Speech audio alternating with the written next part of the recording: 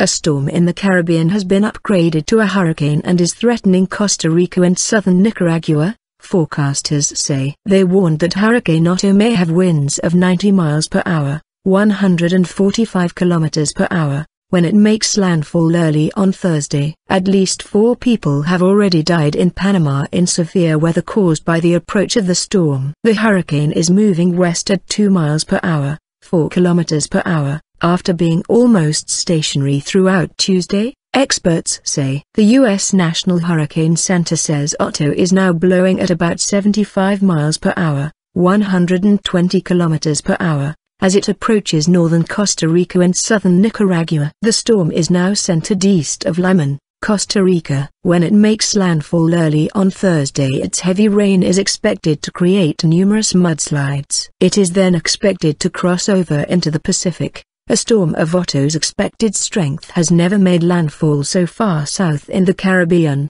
and there is no record of any hurricane striking Costa Rica, the Washington Post quoted weather expert Bob Henson as saying. The paper says that very few hurricanes have formed so late in the season, which ends on 30 November, and that across the Atlantic since 1851 only 35 storms have reached tropical storm intensity on or after 15 November. Earlier in Panama, 2 people died in a mudslide. A girl drowned in a river and a boy died when a tree fell on a car taking him to school.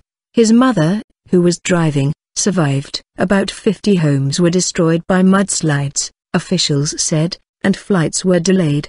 The governments of Nicaragua and Costa Rica have issued a hurricane watch from Costa Rica's southern border to the city of Bluefields in Nicaragua. There is also a likelihood of dangerous surf and rip current conditions over the next few days along the coasts of Panama, Costa Rica and Nicaragua, officials say.